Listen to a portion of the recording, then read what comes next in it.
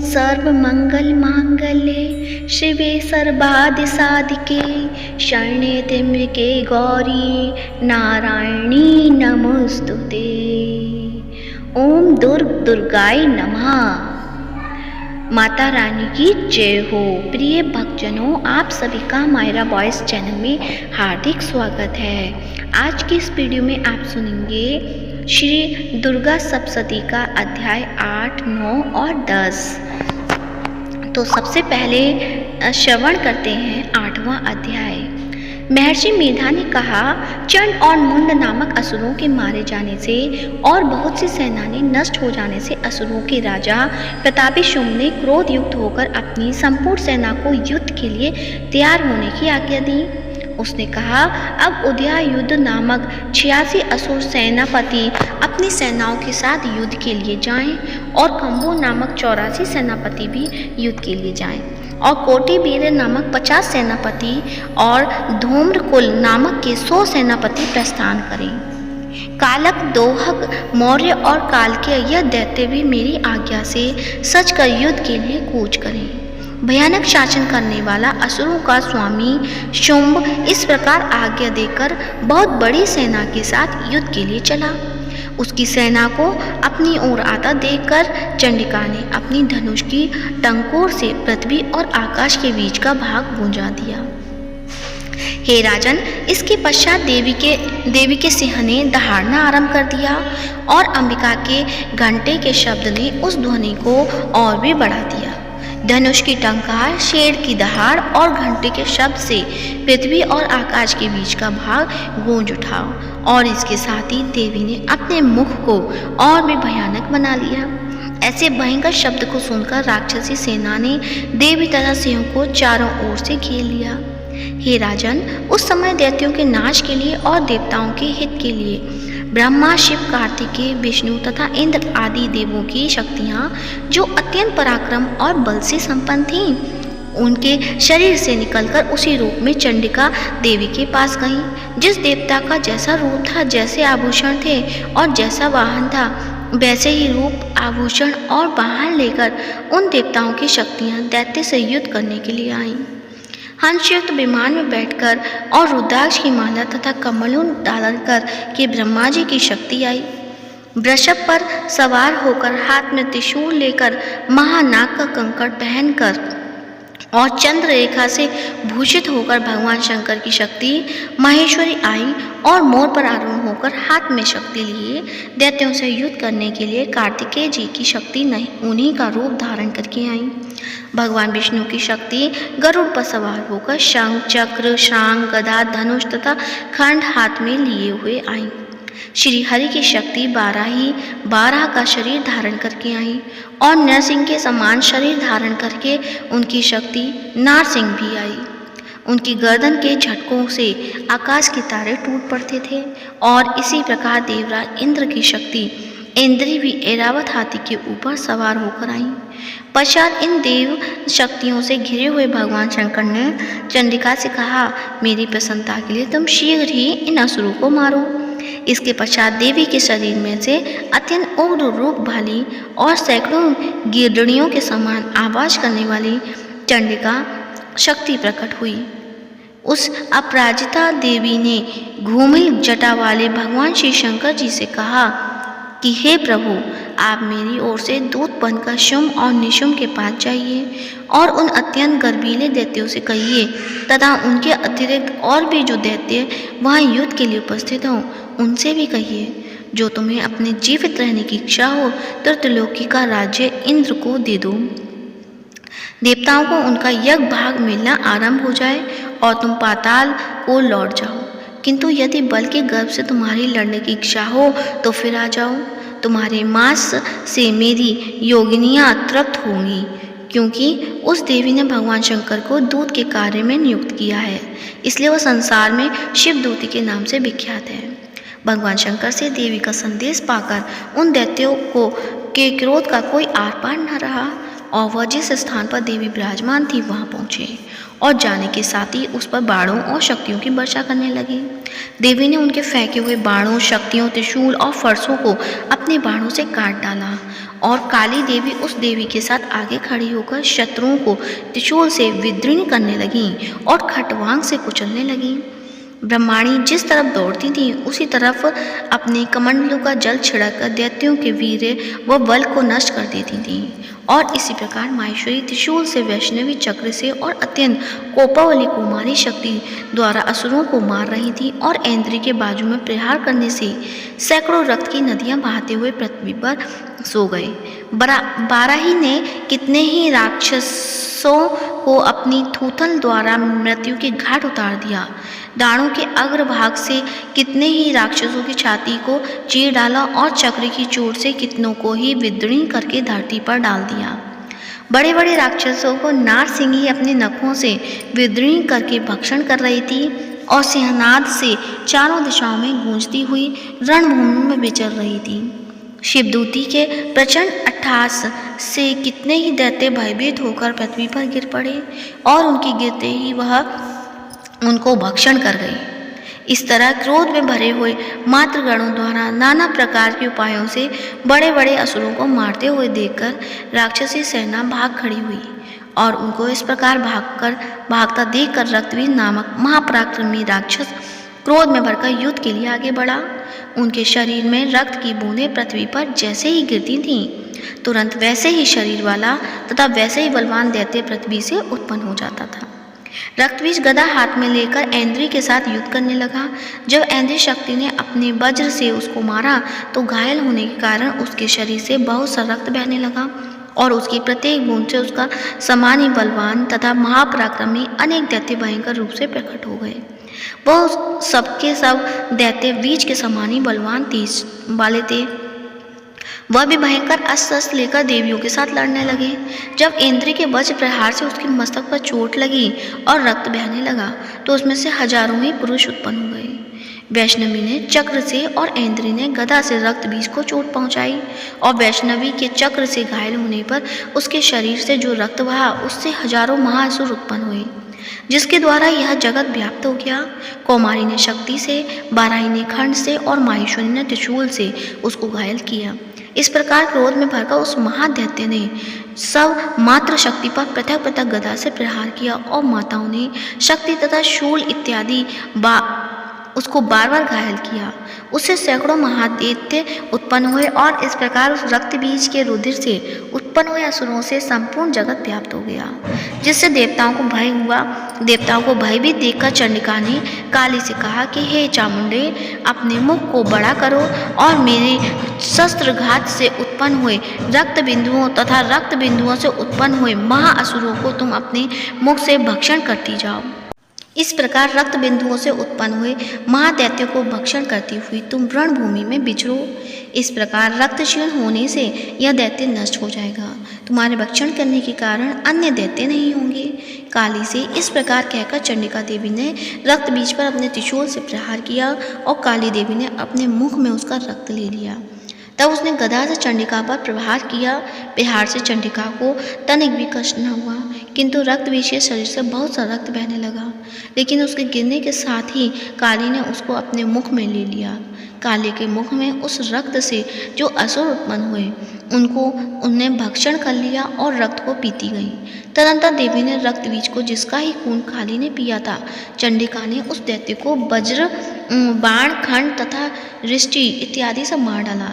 हे राजन, अनेक प्रकार के शस्त्रों से मरा हुआ और खून से वंचित वह महादैत्य रक्तबीज पृथ्वी पर गिर पड़ा। हे राजन, उसके गिरने से देवता अत्यंत प्रसन्न हुए और माताएं उन असुरों का रक्त पीने के पश्चात उद्धत होकर नृत्य करने लगीं। तो प्रेम से बोलिए माता रानी की जय हो। 8वां अध्याय यहीं पर समाप्त होता है। अब आप 9वें अध्याय का श्रवण करेंगे, जिसमें निशुम्भ का वध बताया गया है। राजा ने कहा, हे ऋषिराज, आपने रक्तबीज के वध से संबंध से रखने वाला वृतांत मुझे सुनाया। अब मैं रक्तबीज के मरने के पश्चात क्रोध में भरे हुए शुंभ व निशुम्भ ने जो कर्म किया वह सुनना चाहता हूँ।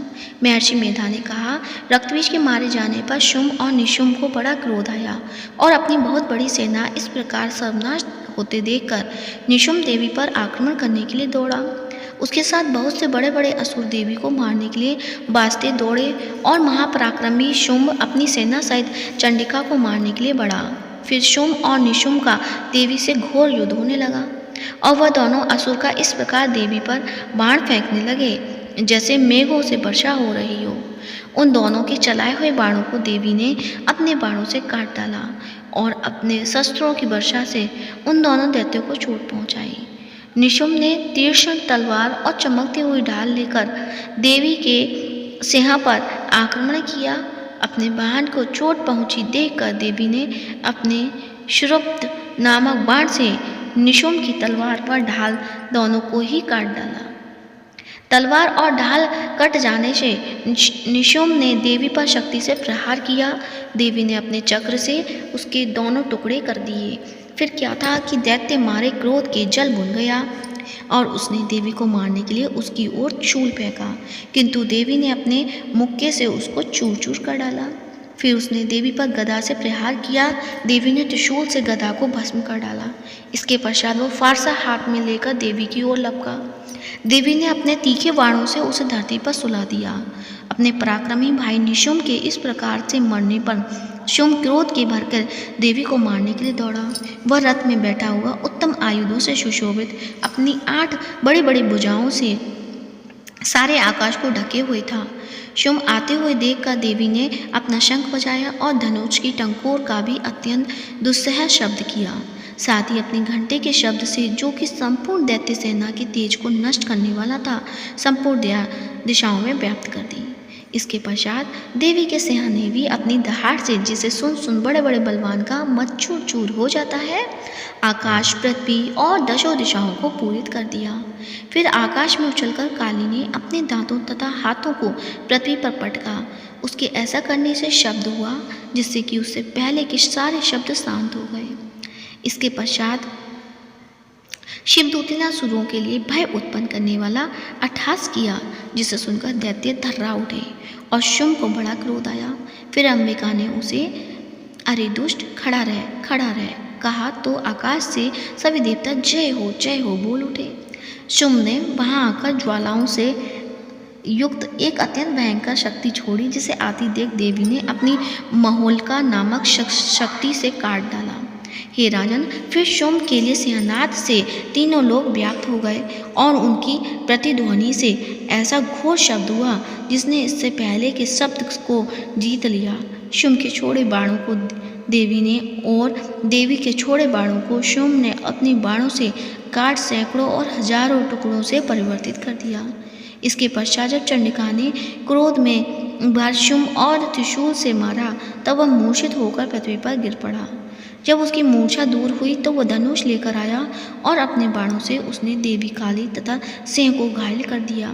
फिर उस राक्षस ने 10,000 भुजाएं धारण करके चक्रादि आयुधों से देवी को आच्छादित कर दिया। तब भगवती दुर्गा ने कुपित होकर अपने बाणों से उन चक्रों तथा बाणों को काट डाला। यह देखकर निशुंभ हाथ में गदा लेकर चंडिका को मारने के लिए दौड़ा। उसके आते ही देवी ने तीक्ष्ण धार वाले खंड से उसकी गदा को काट दिया। उसने फिर त्रिशूल हाथ में ले लिया और देवताओं को दुखी करने वाले शुंभ और त्रिशूल हाथ में लिए आता देखकर चंडिका ने अपनी शूल से उसकी छाती पर प्रहार किया और उसकी छाती को चीर डाला।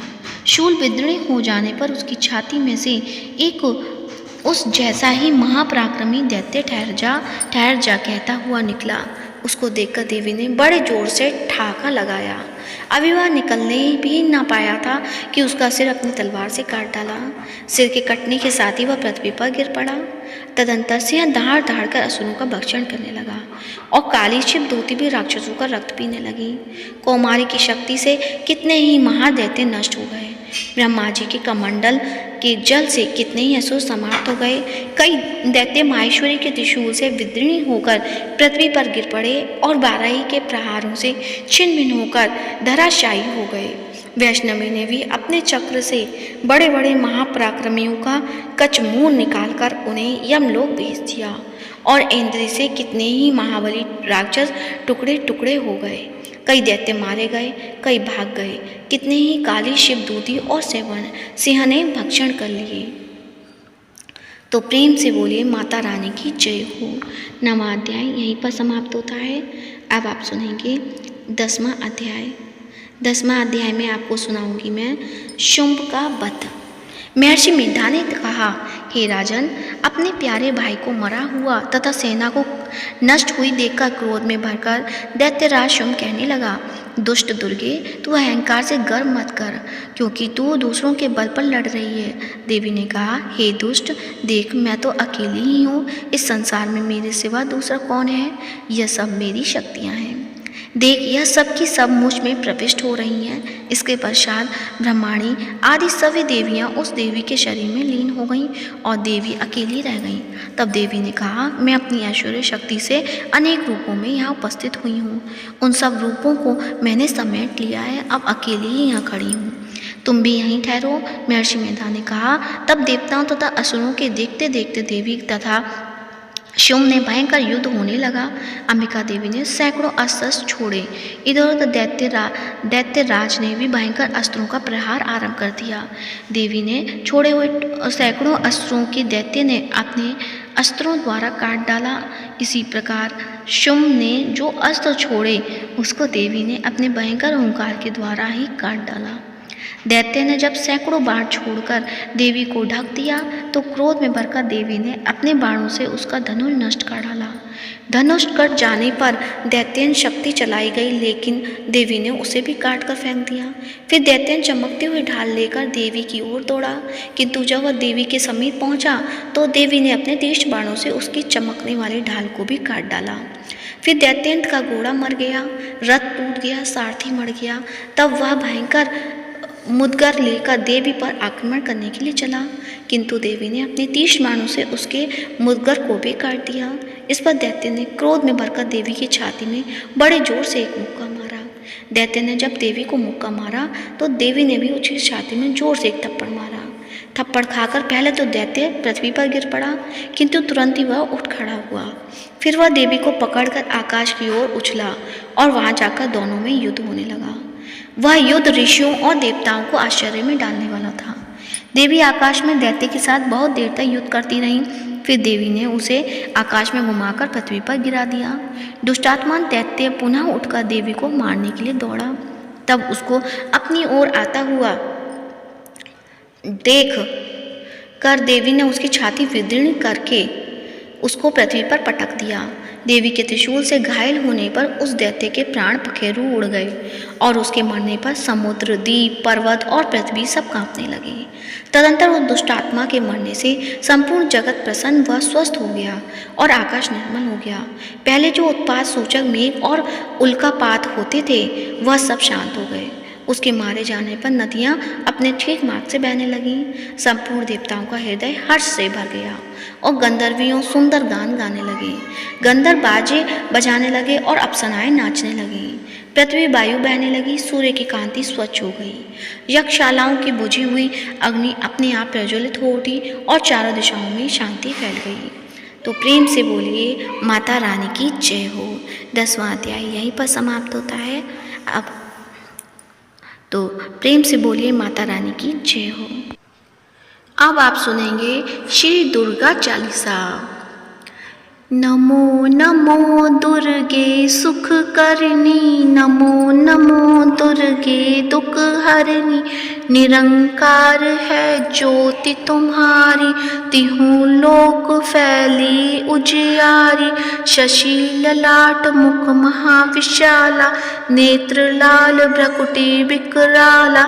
रूप मातु को अति सुहावे, दर्श करत जन अति सुख पावे।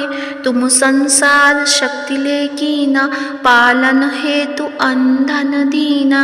अन्नपूर्ण न हुई जग पाला, तुम ही आदि सुंदरी बाला। प्रलय काल सब नाशन हारी, तुम गौरी शिव शंकर प्यारी। शिव योगी तुमरे गुण गावे, ब्रह्मा विष्णु तुम्हें नित ध्यावे, रूप सरस्वती को तुम धारा, दे सुबुद्धि ऋषि मुनि उबारा, धरयो रूप नरसिंह को अम्बा, परगट वही फाड़ के खम्बा, रक्षा करी प्रहलाद बचायो, हिरण्याक्ष को स्वर्ग पठायो, लक्ष्मी रूप धरो जग माही, श्री नारायण अंग समाई, क्षीर सिंधु में करत विलासा, दया सिंधु दीजे मन आशा, हींग लाज में तुम ही भवानी, महिमा अमित न जात बखानी, मातंगी अरु धूमावती माता, भुवनेश्वरी बगला सुखदाता, श्री भैरव तारा जगतारिणी, चिन्ह भाल भव दुख निवारिणी, कैरी बाहन सो भवानी, लांगुर वीर चलत अगवानी, कर में खप्पड़ खड़ंग विराजे, जाको देख काल डर बाजे, सोहे अस्त्र शस्त्र और त्रिशूला, जाति उठत शत्रु ही शूला, नगर कोट में तुम ही विराजत, तिहु लोक में डंका बाजत, शुम निशुम दानव तुम मारे, रक्त बीज संकन संहारे, महिषासुर नभ अति अभिमानी, जेहि अग भारी नहीं अकुलानी, रूप कराल कालिका धारा, सेन सहित तुम तिहि सहारा, परिघाट संतन पर जब जब, भई सहाय मातु तुम तब तब, अमरपुरी अरुबा सब लोका, तब महिमा सब रहे अशोका, ज्वाला में है ज्योति तुम्हारी, तुम्हें सदा पूजे नर नारी, प्रेम भक्ति से जो यश गावे, दुख दरिद्र निकट नहीं आवे, ध्यावे जो तुम्हें नर मन लाई, जन्म मरण ताको छुट जाई, जोगी सुर मुनि कहत पुकारी, योगी न हो बिन शक्ति तुम्हारी, शंकराचार्य तप कीनो, काम अरु क्रोध जीत सब लीनो, निश दिन ध्यान धरो शंकर को, काहू काल नहीं सुमिरो तुमको, शक्ति रूप का मरम न पायो, शक्ति गई तब मन पछतायो, शरणागत हुई कीर्ति बखानी, जय जय जय जगदम्ब भवानी, भई प्रसन्न आदि जगदम्बा, दई शक्ति नहीं कीन विलंबा, मोको मातु कष्ट अति घेरो, तुम बिन कौन हरे दुख मेरो, आशा तृष्णा निकट सतावे, रिपु मूरख मोहि डर पावे, शत्रुनाश कीजे महारानी, सुमिरो इच्छित तुम्हें भवानी, करो कृपा हे मातु दयाला, रिद्धि सिद्धि दे करो निहारा, जब लगी जीऊँ दया फल पाऊँ, तुमरो यश में सदा सुनाऊँ, दुर्गा चालीसा जो कोई गावे, सब सुख भोग परम पद पावे, देवी दास शरण निज जानु, करु कृपा जगदम्ब भवानी, करु कृपा जगदम्ब भवानी। श्री दुर्गा चालीसा संपूर्ण। तो प्रेम से बोलिए माता दुर्गा की जय हो। आज का वीडियो अच्छा लगा है तो वीडियो को लाइक करें, शेयर करें और मायरा वॉइस चैनल को सब्सक्राइब करें। प्रिय भक्तजनों, हमारे चैनल पर दुर्गा सप्तशती के अध्याय के साथ साथ नवरात्रि के अलग अलग माता के अलग अलग स्वरूपों की व्रत कथाएं भी सुनाई जा रही हैं। उन्हें भी पूरे श्रद्धा भाव से, प्रेम भाव से उन्हें पूरा अवश्य सुने। तो प्रेम से बोलिए माता रानी की जय हो।